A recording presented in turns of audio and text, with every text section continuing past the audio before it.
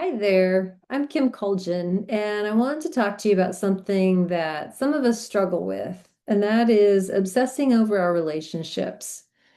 Now, what does that look like?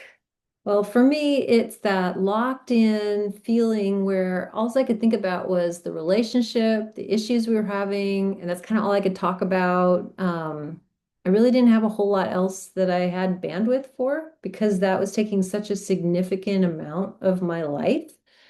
I'd replay what they did or didn't do, how unfair or hurtful it felt, and my thoughts would even kind of spin around in circles. So maybe you've been there too. The problem is when we're stuck in that spin, our mind focuses only on what's wrong. We get pulled into rumination instead of resolution. Also, what happens is our stress and anxiety shoot up, sometimes causing health issues, whether it's headaches, nausea, or maybe other more serious health issues.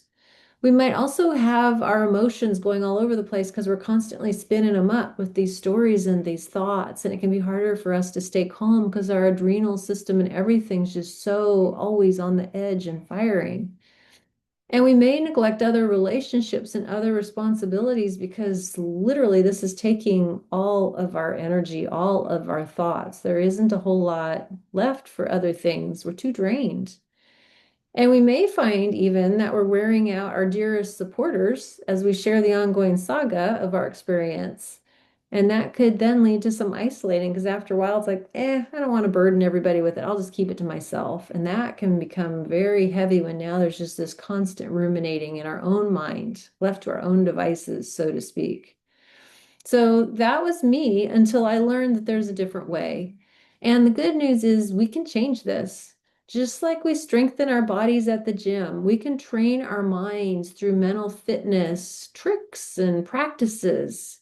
And with these simple tools, we can calm the spin and interrupt the obsessive thoughts. We can literally cause our minds to stop. We can learn how to command it, right?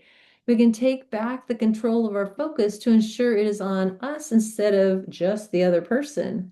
So again, we learn how to command our minds and have that ability to kind of work through things.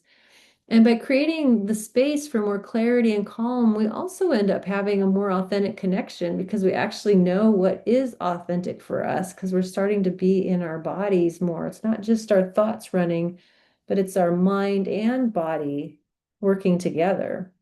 And we can take actions then to improve our relationship or help us shift away from spending so much time on it if it's not one that we can improve.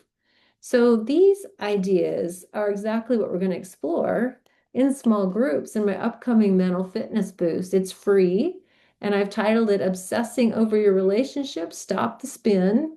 And I'm going to put the workshop information down below, and I'll include the registration link.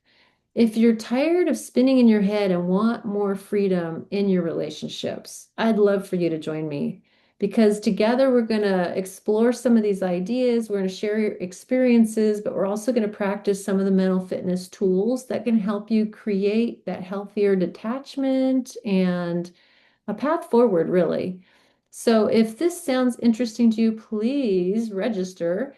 And if you missed this workshop, it's happened in the past, please check out my website to view upcoming workshops that I have, other events. And if you don't see something that looks interesting or you really wanted to hear about this, please give me a call and we can look to see when I might be offering it again. So thank you so much. I look forward to hearing from you and take care.